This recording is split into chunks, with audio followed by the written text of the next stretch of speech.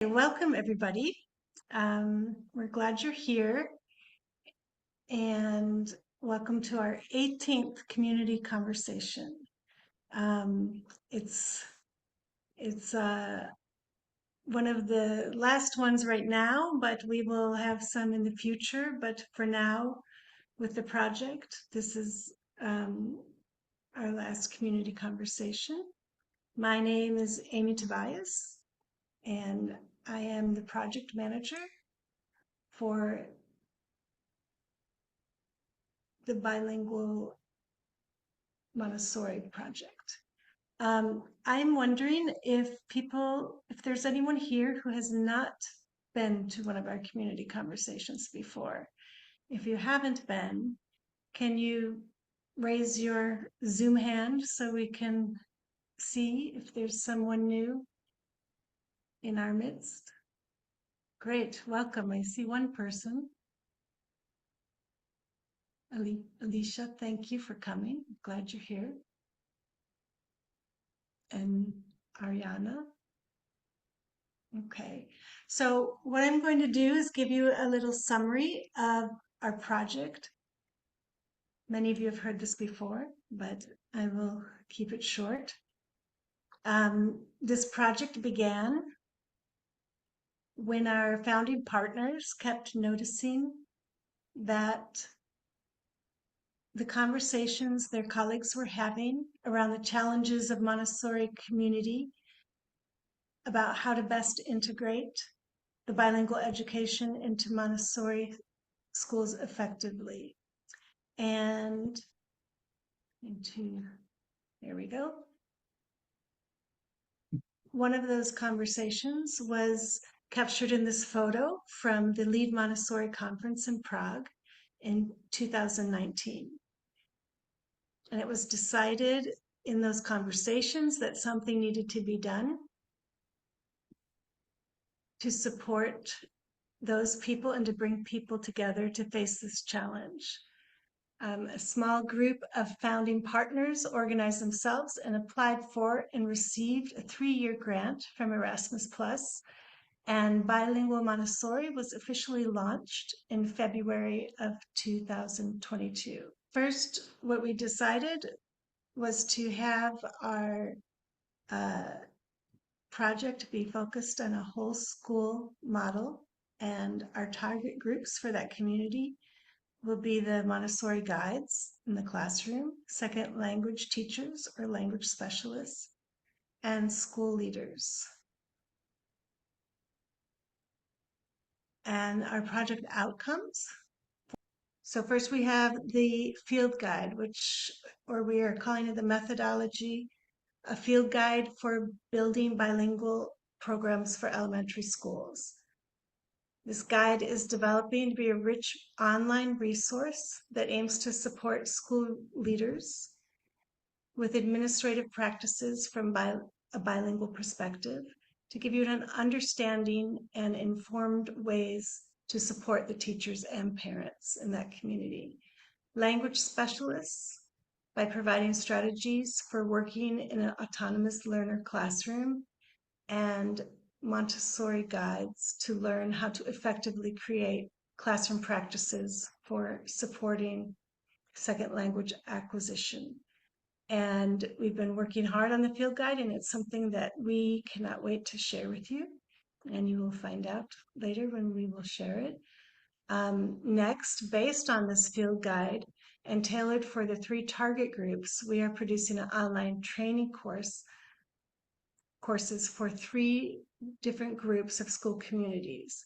It will be starting in November, and we are looking forward to supporting these 3 cohorts to build or improve bilingual Montessori school with support from our project. And the last outcome we set out to accomplish is to build this community for us all to engage and practice and support and relate to each other. We've done this through the sharing of colleagues and experts in our 18 community conversations, 10 recorded webinars, the notes from the field articles, postings in our social media groups, and all of this is collected on our website at bilingualmontessori.com. So we thank you all in the community for the open dialogue that we've had with so many of you who have reached out to share your experiences, to contribute.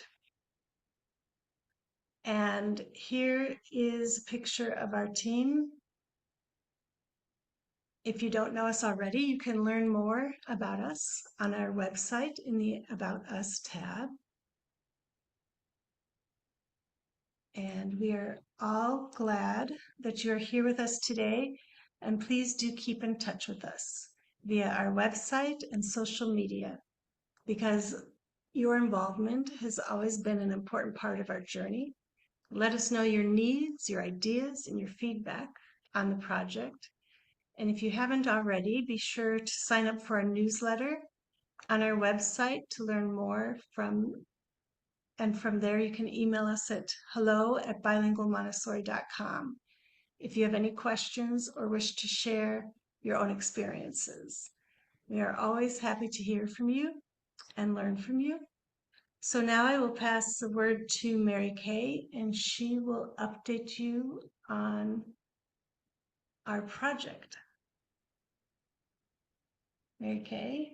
Thank you, Amy. As Amy kind of already summed up, our project is in its winding down stages, which is also a great place to be because we are able to reflect on everything that we've been able to do over these last few years, including these 18 community conversations. We're very proud of them, and we're happy to have our final community conversation with someone who's from the United States. So giving us a different perspective on many of the issues that we've been looking at over the last couple of years. As Amy already said, our online course is being offered next month to around 85 people from the European Union. And then the final conference will be in January, and you'll be getting more information about that very soon. So now I don't want to take up too much more time. As I said, this is the last of this series of community conversations, but we are optimistic that in the future we'll have the opportunity to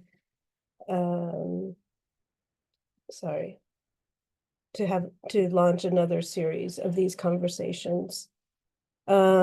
So for now, I just want to take a moment to introduce our speaker today. Margarita Diaz lives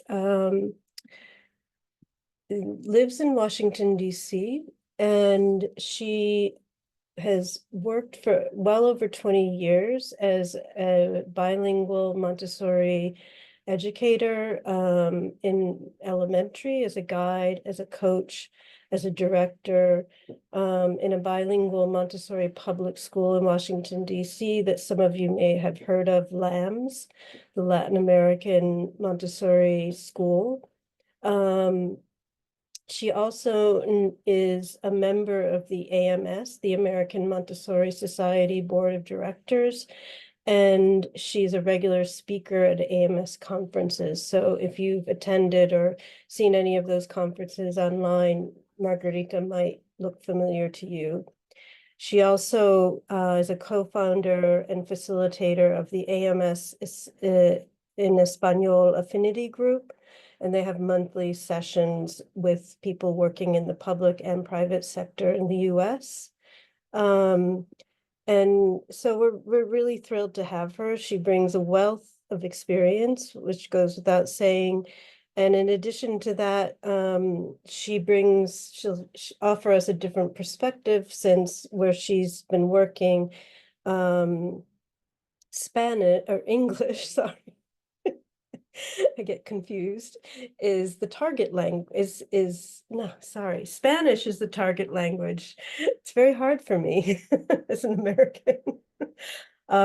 So anyway, I'm sure we're going to learn a lot from Margarita and from what she has to share with us about strategies and materials that she has used and has trained people to use over the years. So thank you very much, Margarita, for being with us, and I pass the floor to you. Welcome to Best Resources and Techniques for Promoting Language Development in a Multilingual Setting. Before I start the session, I would like to share my main goal of this session is for all of you to show you how the Montessori environment not only promotes independence, lifelong learners, and global citizens, but also is the best environment to teach bilingual and multilingual programs.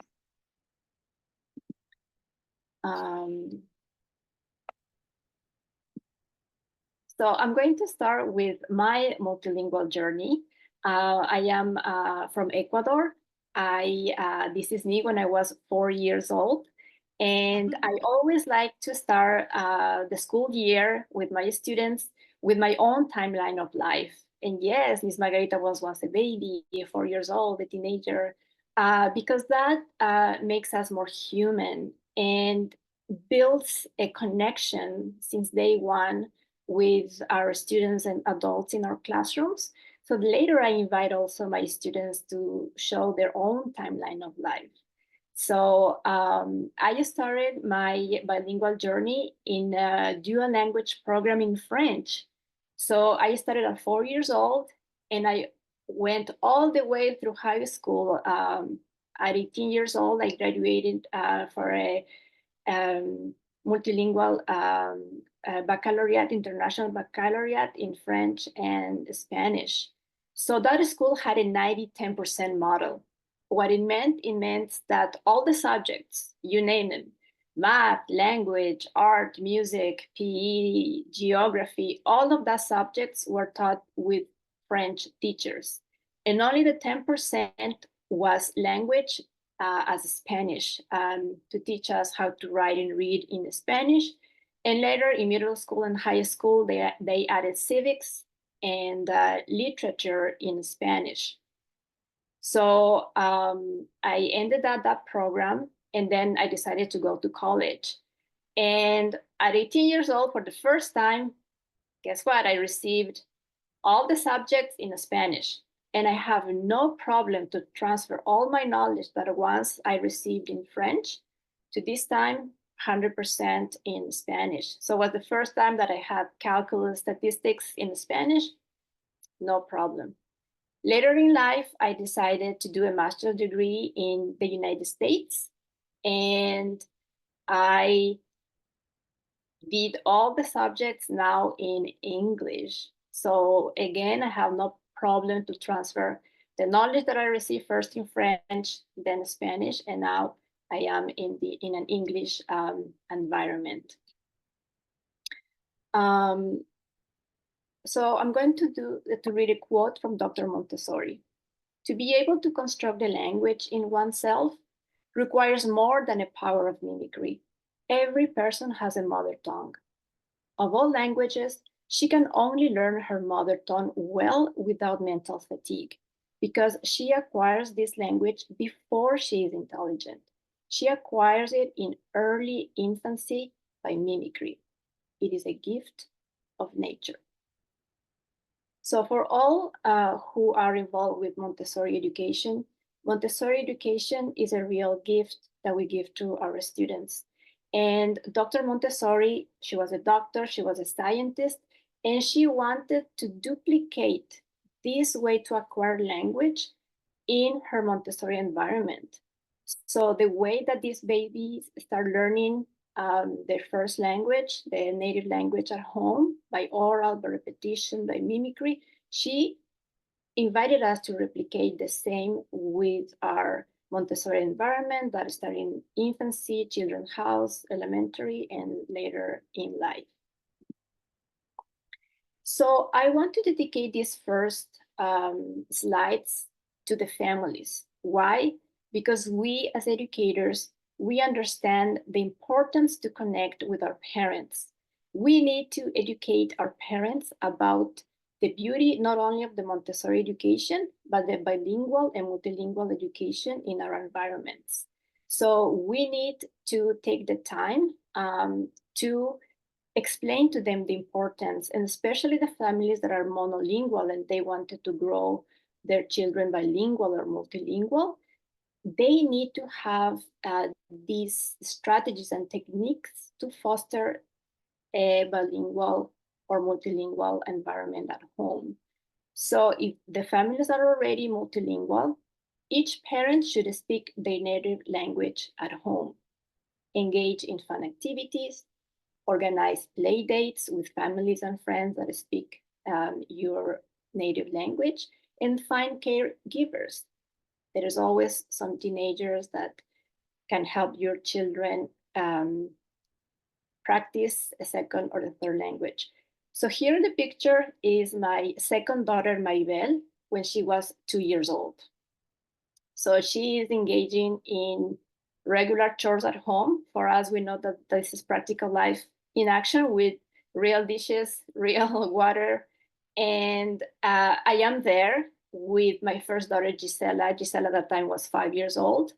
So, we want them to engage in our family chores, but also making sure that they are safe. So if something breaks, if something happens, an adult or somebody else is there to assist and to help them. So while she's washing, I am saying the words in Spanish because I wanted them to learn Spanish first at home. My husband is an American, so we decided that when they were little, I will only speak in Spanish, and my husband would only speak to them in English. So I am saying all those vocabulary in Spanish. I'm saying agua, plato, taza, etc.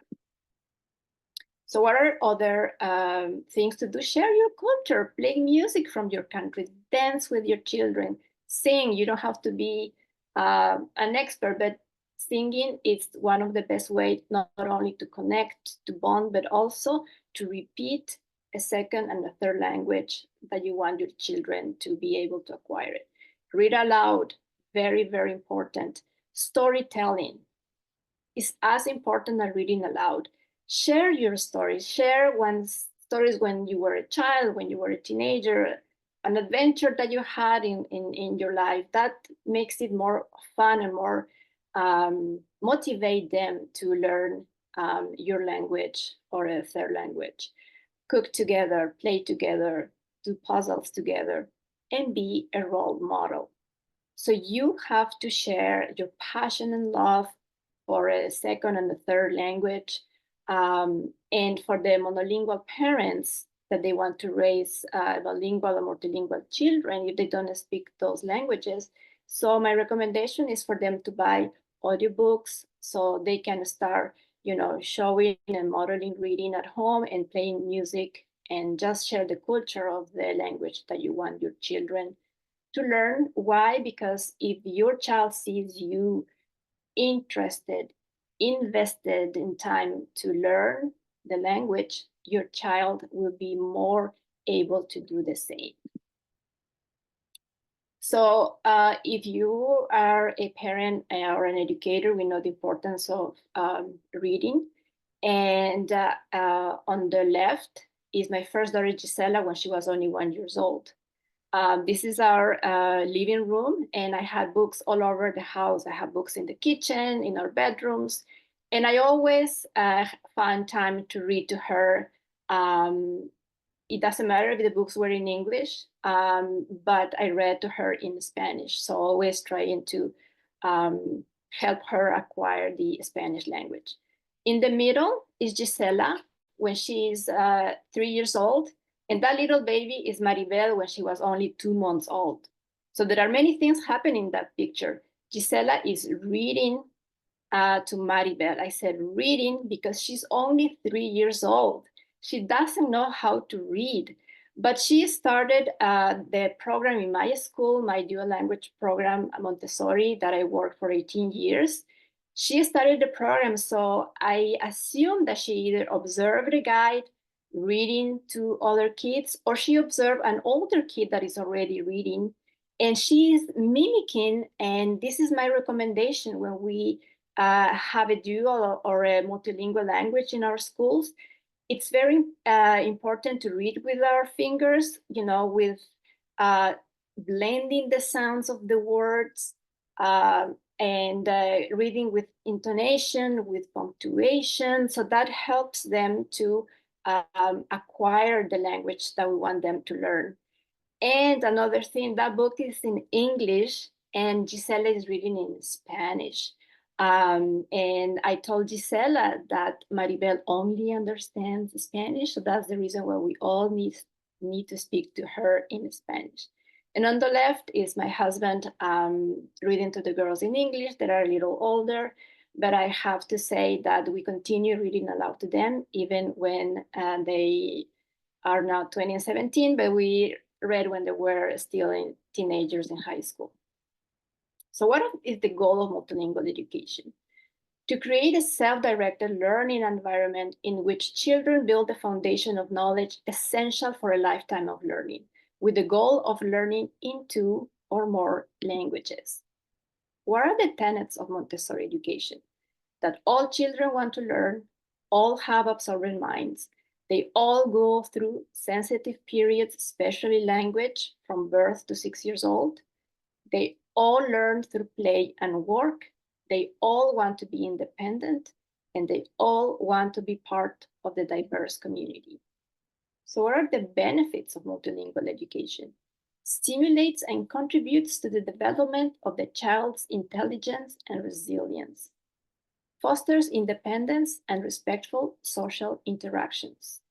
Develops critical thinking and adaptability. Just think for a moment about adaptability. Our multilingual children, they need to listen which language they are talking to, process that language, and then give feedback so they can adapt to any environment, to whoever the person are talking to them in not only at the school, but at home, in the playground, in any other outside activity. So it's very important. Increases positive decision-making, solve problems, and the ability to express oneself creatively. Develops multicultural skills and the power to connect with more people. Increases cultural empathy. Reaches higher levels of concentration. Increases self-esteem. And for you parents, better job opportunities. So what are the activities that you can do in your multilingual classrooms? Have oral conversations, discussions, music and singing, reading aloud, ideally every day. Storytelling, very, very important. I highly recommend this book, The Deep Well of Time by Michael Dorer. He sadly passed away this year, but he also wrote this book, Grammar Tells a Story. And for you elementary guides, these are wonderful lessons to do with your students before presenting our beautiful Montessori materials. And that's the perfect way to connect with them, to motivate them. My students have done plays, they did personifications about this, personification of the verb, of the noun, and it was really very powerful. Grace and courtesy, dramatization, games, very important games, not only when it's raining outside and you cannot go outside, but have games included in your classroom. For example, I have a big ball in my classroom and we play throwing the ball and we sing, we did verb conjugation, we did nouns and adjectives. You can do practice numeration in the target language, multiplication tables, etc. I mean, make it fun and obviously engage in language acquisition. So here are some successful strategies that we implemented in my school. So students will learn to write and read in one language first. So in my school, because we are in the United States, because the main language is English, we decided that we want all our students started in children's house at 3 years old to start with the sound paper letters, movable alphabet, and later on with all the materials in Spanish. Why? Because Spanish is a phonetic language. If you learn the sounds of the vowels and the consonants, you are ready to read and write with our Montessori material. That means with the movable alphabet, our little bags of objects, 3-part cards, etc. And then remember, they will transfer what they know in Spanish. Some of the sounds will transfer to English. But first we wanted to do in Spanish. So the model that we have was 70-30. So 70% of the time, our students were immersed in a school environment, 100% with Spanish material, with books, with lessons.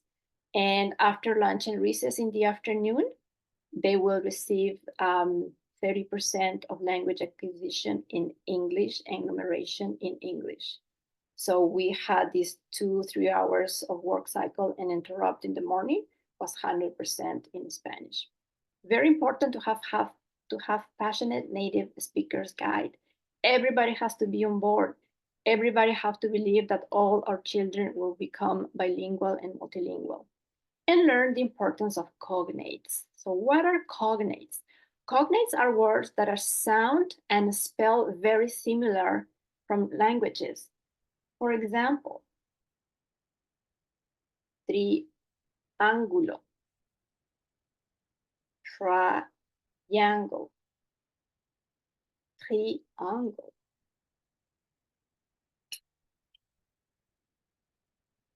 rectángulo, rectangle, rectangle. So we don't need to translate when we are giving this gift of a second or a third language. Our lesson has to be 100% in that language. So remember, our Montessori lessons, they should not be more than 5, 6, 8 minutes, because we need to be short and motivate them. So we don't need to translate. If you never heard this shape in the second and the third language, but if you are touching, if you are seeing it and the pronunciation, oh, I don't need to translate. You get that this is a triangle or a triangle. So those are the cognates. So very, very important to learn the importance of cognates. So some techniques. The knowledge learned through one language helps acquire knowledge in the other languages. I hope that this is a little clear now. Remember my case, I only had subjects in French. Later, I have no problem transferring them to Spanish and then to English. So no matter which language your school choose to start, you have to be loyal to that process and believe that all children will learn. And then you can transfer that knowledge to the other areas. Multilingual children have a better understanding of the syntax of the language. So what are syntax? Is the order of the words in one language. For example, in Spanish, we say la casa blanca. But in English, we will say the white house. And by repetition, with our lessons, with our grammar boxes, those are the discoveries that the children make on their own. We don't have to say in Spanish is the article, the noun, and the adjective. In English is this first adjective and then the noun. No, they make those own discoveries, and that's the beauty of the Montessori environment. The students receive instruction in cursive letters for the Spanish language and letters in print for the English handwriting. This was also another successful strategy that we implemented in our school. So why we decided cursive in Spanish? Because, Dr. Montessori observed that small children, they start with, when they want to draw or write, they start with circles and waves. So she said it's a natural process for them to teach in cursive first. And so, with our sandpaper letters, the B, the D, the P, and the K are very different. That's not the case when we teach in print. So in print, the P, the K, the D, and the B are very similar. And even if, we just do that, they are still are very similar. So I hardly recommend to do cursive starting in children's house because the benefits are the one that I said, but also the children who learn first in cursive, they can later read and write in print. All of the books that we have, they are all in print. They have no problem to transfer that knowledge to print. That's not the case if at very early age they start with print letters.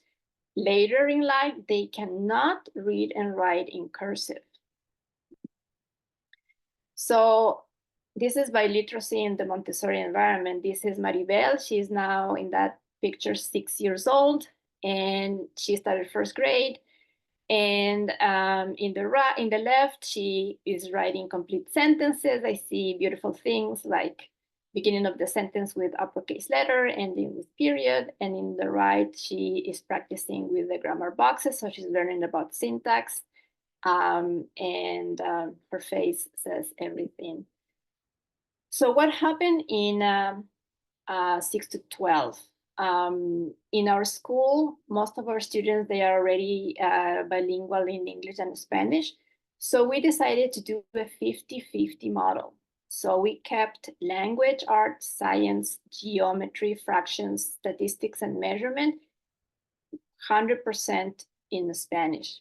And the other 50% of the curriculum, language, arts, algebra, and cosmology in English. So can you guess why we kept science, geometry, fractions, statistics, and measurement in Spanish? Because they are cognates. So they only need to learn in Spanish, and later on they transfer that to English. So if you don't have a different model, maybe you have 1 hour a day or even 1 hour a week, depends on your school, but my advice is the more the better. This is my suggestion to do units. So could do a month or 2 months, depending on your students, depending on your community. But for example, have the unit 1 all about me. So we teach the vocabulary that is meaningful to them. They want to know how to say, the eyes, nose in a second or third language. Some of the clothing, you can do by season. Make it fun, make music, poetry, dramatization, have 3-part cards, little objects to match, invite them to use the whole alphabet. So make it fun, games. So the unit 2 would be my school, also very meaningful. They need to know how to say chair, table, pencil, how to navigate the classroom, how to ask for help. Unit 3 is my home. They enjoy this activity. It's all about their house, especially in their bedroom. So some of the families take a picture and they share, how is their bedroom, and it's also a fun activity. Unit 4, delicious food. Everybody loves to eat, so we share fruits and vegetables, and then you can add, depending on your community, invite those parents, those staff, and celebrate diversity from different continents, from different countries. Unit 5, animal kingdom. I don't know a child that doesn't love animals. Could be insects, could be reptiles, could be dinosaurs, animals from the ocean, farm animals. Make it fun, songs, music, and 3-part cards, objects, have the real, little objects and animals makes them to engage more. And then finally, Unit 6, you can do Going Green or Saving Our Planet. So we teach about recycling, compost, and ways to be more friendly with our planet. So other successful strategies: plan fun activities in the target language.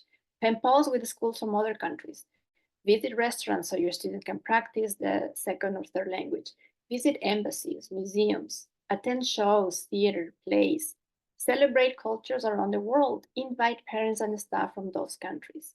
International days of celebration. Please make it all year long, not only like here in the United States, we have Hispanic Heritage Month, Asian Pacific Islander Heritage Month.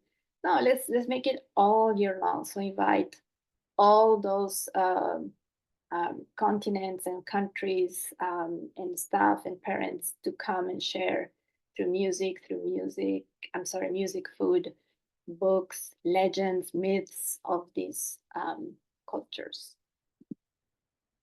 So special project that you can do in the target language: science fairs, a success. Students do research, reading reports, oral presentations, and they have their own experiments. And then we have an open house where parents and staff come, and the children do those oral presentations. And even for the parents that don't understand the language, it's the joy to see those children being so successful in the target language. So have oral presentation, leader personification. I did myself. I teach history and biography with personification. So in that picture is me as Frida Kahlo. And that inspired them. I was, Michelle Obama.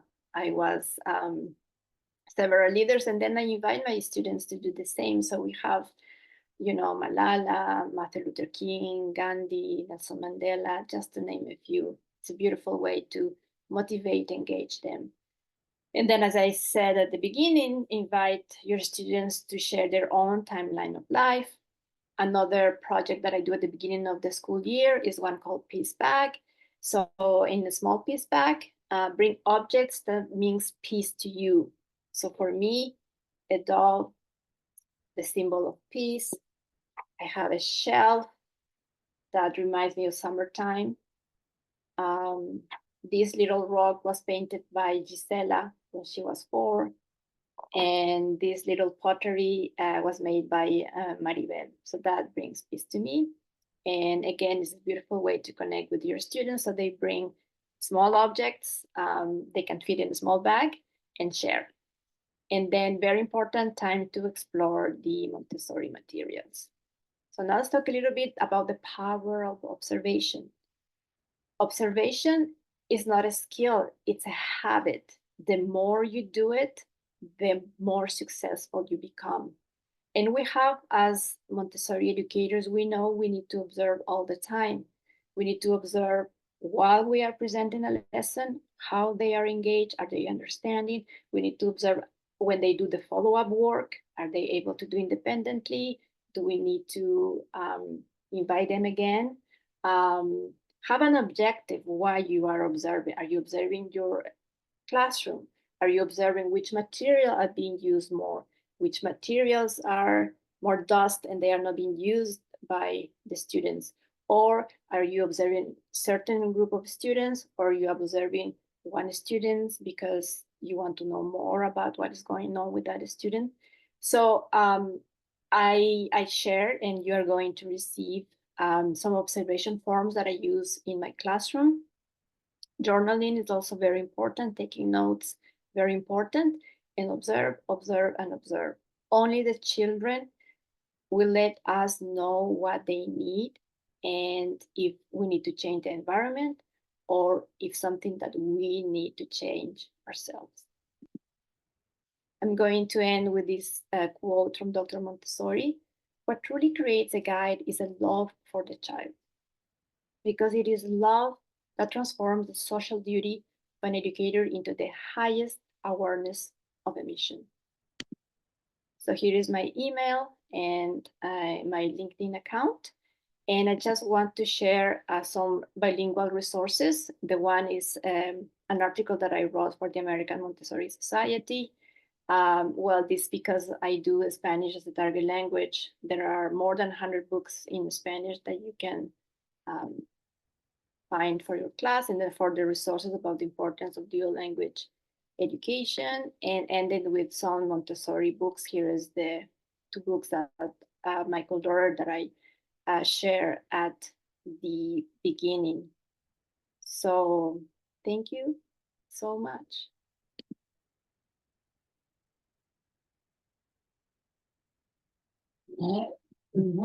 So now we can open for questions or comments. Questions? Yes. Thank you, Margarita. That was very, very lovely. The way you wove in your own personal biography, your own family, children that you've raised bilingual into your experience as an educator. I think people will really appreciate kind of the fullness of what you were able to share today. The questions, Amy, do we have a Yeah, list? we haven't had any questions in the Okay. chat, but We'll maybe just we just want to open. open it up. Shall I put a Yep, gallery view so we can? exactly. So we'll just have a spontaneous conversation and questions for Margarita. Anything that you heard that you want more details about?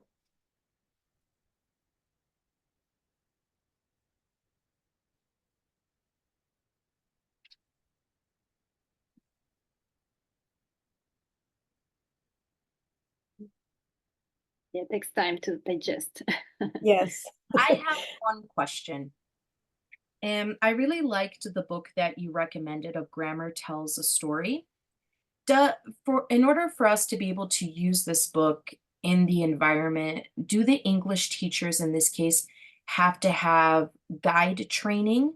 Since the teachers that I have here at the school, the majority of them have just an assistance course in Montessori, and some of them are in the process of becoming guides. How could they go about using this material in the classroom, since they also do grammar presentations and exercises with the students? Thank you for your question. And they don't have to be Montessori trained, because Michael Dorer just write the lessons, the introduction lessons for every symbol in the grammar in English that can be also transferred to Spanish. So the message, they just need to read like the story of the noun. It's a beautiful story, and you can decide if the personification is a she or a he or is a they. It's up to you, and they can make it even personal to them. And they don't have to be trained in Montessori, so they can start telling this story of the verb, of the noun, and you as an English teacher, you can bring your Montessori symbols, your grammar boxes, and you do all your beautiful lessons. But guess what? The kids already come with this beautiful background of the noun. It's, it was this black pyramid, ancient. And so it is engaging. Yes. Thank you. So just anyone who would like to ask a question, make a comment, just turn on your camera and your microphone and go ahead.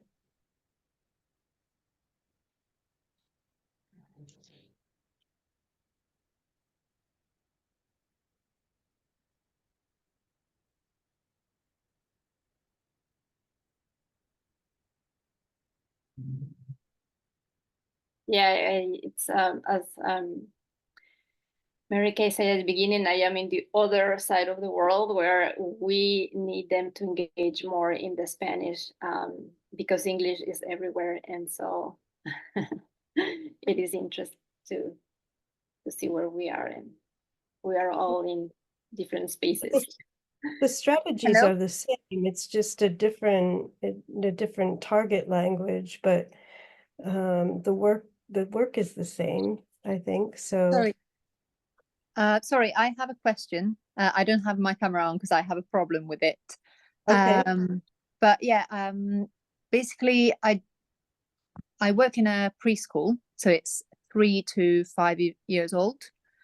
And the question is, there are some children who are not very, let's say, interacting very much already in their native language.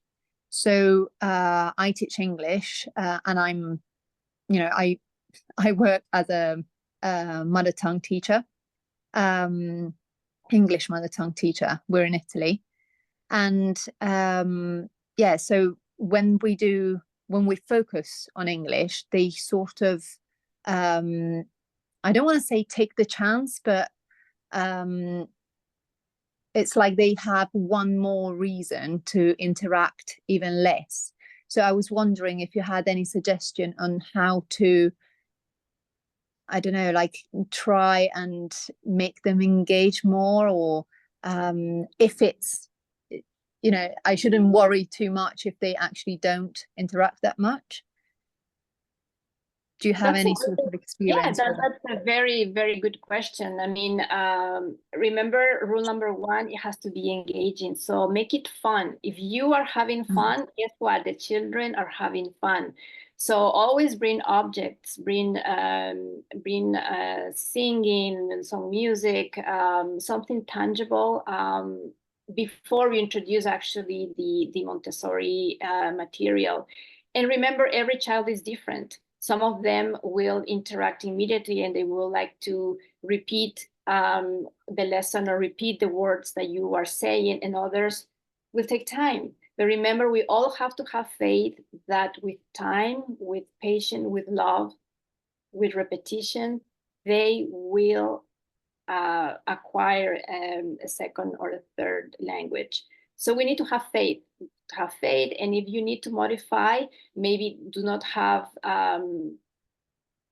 let's say, a small group of children, but the ones that you observe that are not participating, maybe they are not understanding, have a one-on-one of them and see how they interact with you. So remember, observation is very important. And the changes that we need to make so our students are successful are the changes on ourselves first, changes in the environment before, because we cannot change the children. The children are who they are no matter what. No, so we need to observe, and we need to make it fun and love and connection, and they will learn. Okay, thank you. I was also thinking about, you know, when we do get to speak to the parents and they ask, you know, how is it going and what have they learned? And really, it becomes a bit of a difficult conversation when, you know, they've got, I don't want to say nothing to show, but yes, close to nothing to show. But I personally know and think that it's absolutely normal. They are in a stage where maybe they are just putting everything in their mind but not expressing themselves, and the fact that they don't interact doesn't mean that they're not absorbing information. Exactly. But yeah, that's the thing to explain sometimes. Or, you know, of course we have to explain the situation to the parents. So yeah. Yes. And I would like to add, be honest with those parents. You can say, you know, your child is engaged, is receiving lessons, but I don't see that he or she is ready to give feedback or to show her learning or his learning. So these are my suggestions. You know, can you try this at home? Can you do more reading at home? Can you put more songs in that language more? Can you find friends or family for play dates so they have the practice? So you remember, have parents is also very important in a dual language or multilingual environment. Yes, true, absolutely. And I would also add, sorry, I would just add to that in the process of acquiring a first language and especially a second language, there's a silent period. So there's a period that the child is really absorbing the new language. And what you can point to and encourage the parents to observe is that the child starts showing signs that they're understanding the new language. And that's really important because then we know that they're engaged, and the silent period is can be quite long. It be quite extended. So yeah, it's important to keep these things in mind for yourself and also to share with the parents to lower their anxiety level. Yeah. Yes, thank you. That's exactly what I meant. Thank you very much. Mm.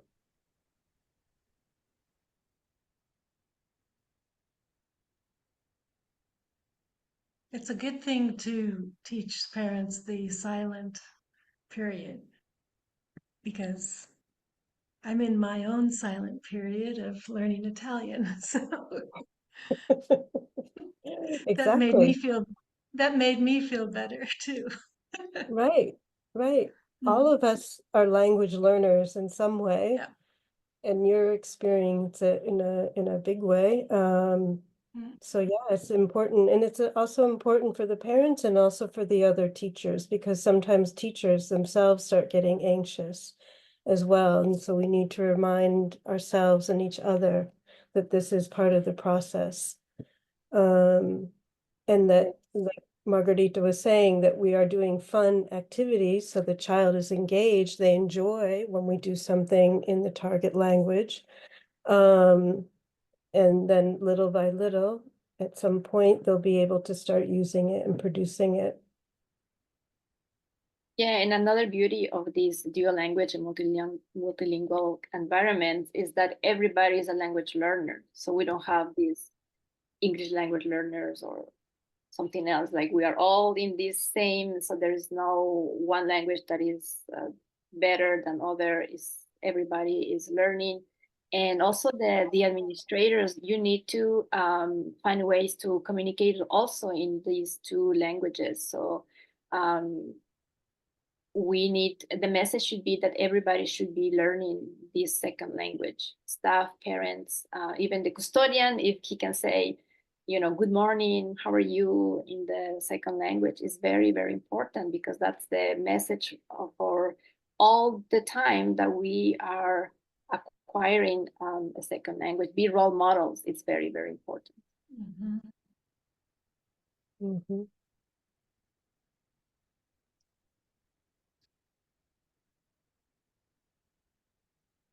Anyone else? Okay, Andy is typing something, I see. Yeah. It's 11 p.m. in China, he says. So, shall I read his response? His question, yeah. It's not quite a question, just he Okay. says that he Comment. loves the way you personalized and humanized the experience. I also am a strong believer in mimicry stories instead of translating, giving serious consideration to making English the target language plus introducing Mandarin to these young kids, character introduction as perhaps part of the art. There won't be any cognates, but I think the Chinese characters are beautiful and a totally different way of interpreting the world from Latin-based alphabetical languages. I should say to Spanish native speakers. Nice. Thank you, Andy.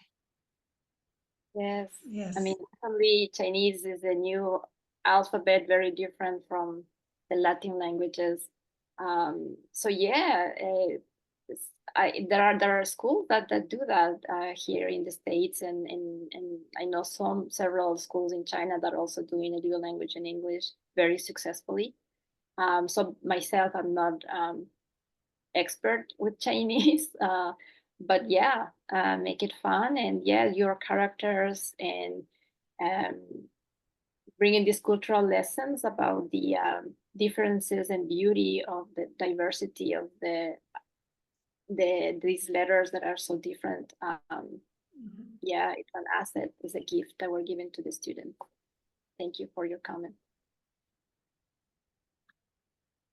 Since we only have a few people left in the group, because I think other people have had to go on to other things this evening, and we didn't have a chance to do our mentee maybe we can just ask, those that are left, if you'd like to share, as Andy did, a moment of the talk that was inspiring, an aha moment.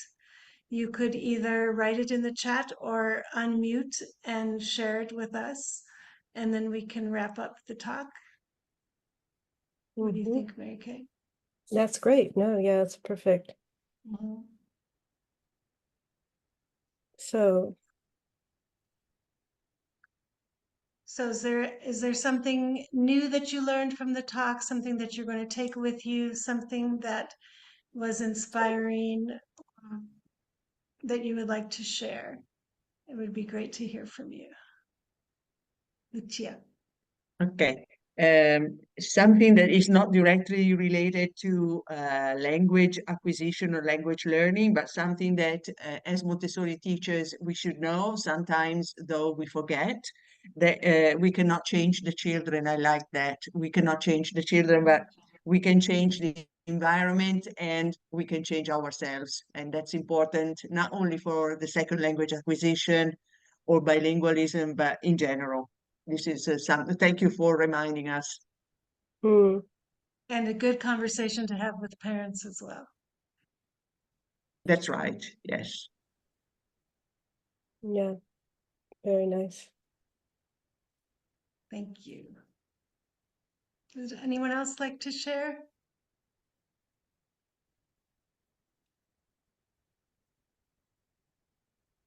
Well, if not, we can say goodbye for now. And we will see you again in the future in some way, some place, some format. And we'll stay in touch for now via the newsletter for sure and via our website. So thank you for coming. Thank you, Margarita, for sharing this wonderful presentation with your wealth of experience and insights. We really appreciate having this slightly different perspective and this very holistic perspective. So thank you. So Thank for you. now, we can turn on our microphones and say goodbye in our native language or whatever language we feel like using. Bye-bye. Grazie, arrivederci. Grazie. Arrivederci. Arrivederci. Ciao, buona serata. Buona serata, ciao.